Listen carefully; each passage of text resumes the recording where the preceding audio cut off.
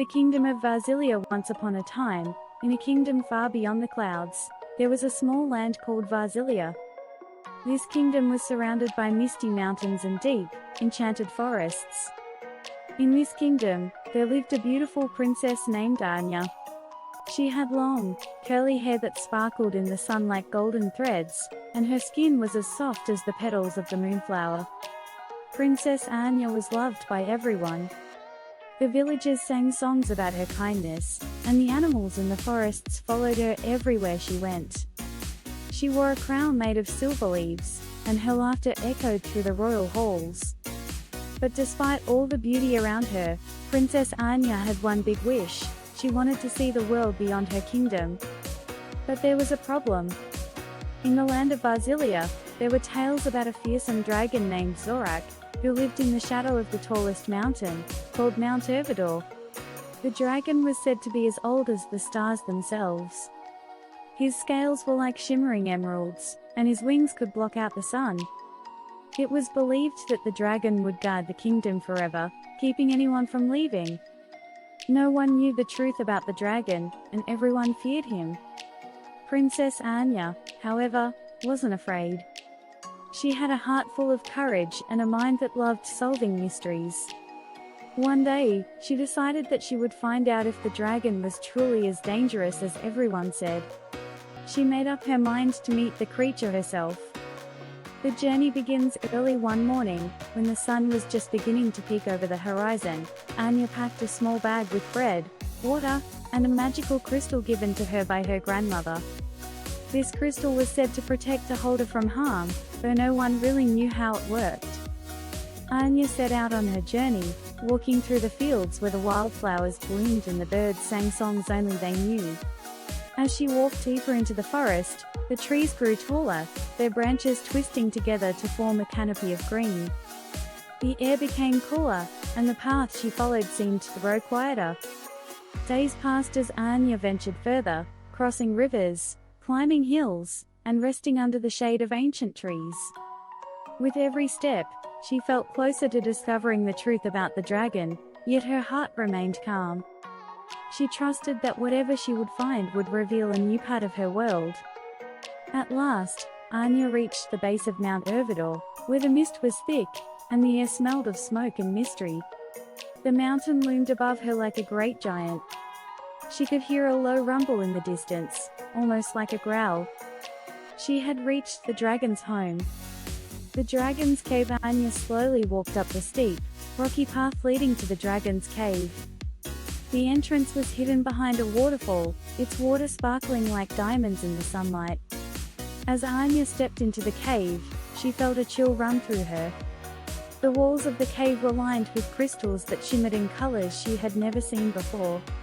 The cave stretched deep into the mountain, and Anya knew that somewhere inside, Zorak the dragon waited. She was not afraid.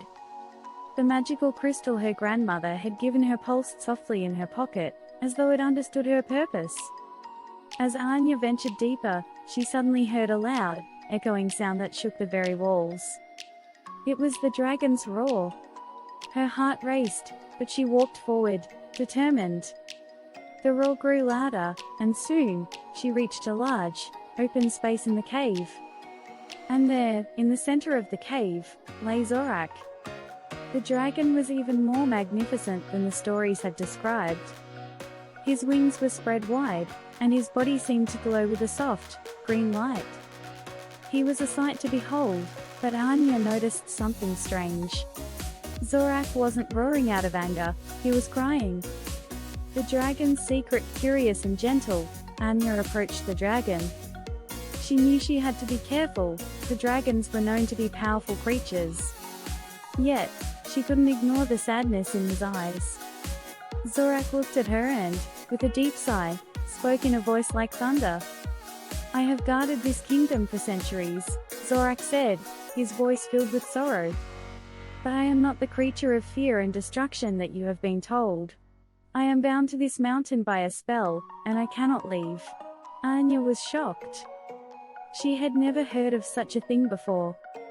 She asked Zorak why he had to guard the kingdom and why he was so lonely.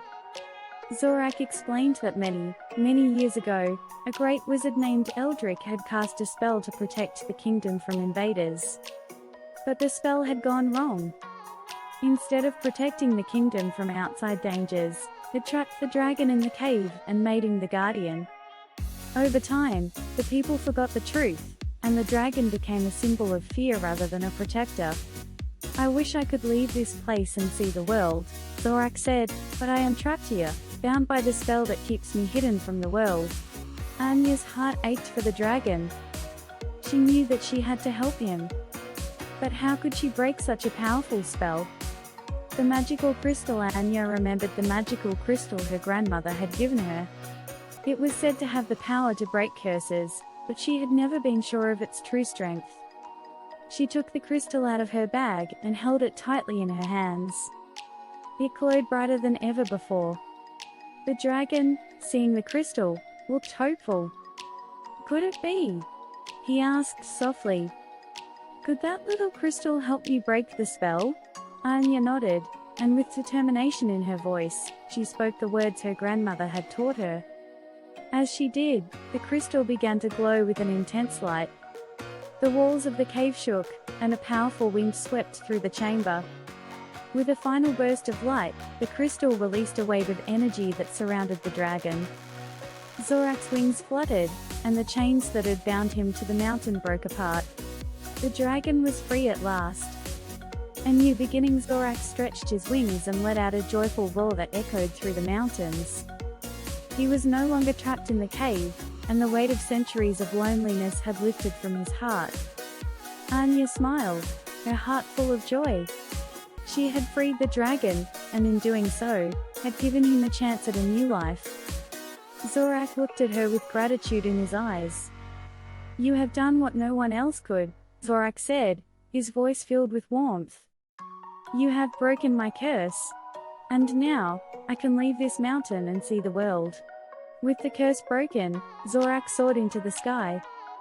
His wings were strong and his heart light, and for the first time in many years, he felt truly free.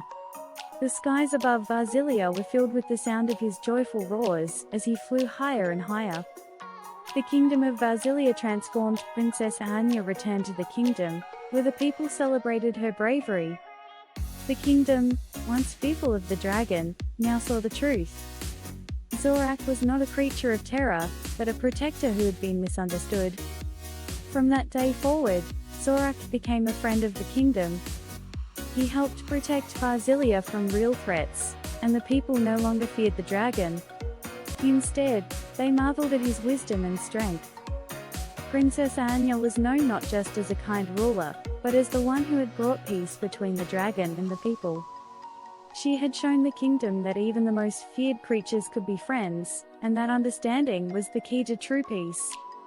As for Zorak, he no longer roamed the mountains alone. He and Anya would often fly together, exploring the far corners of the world.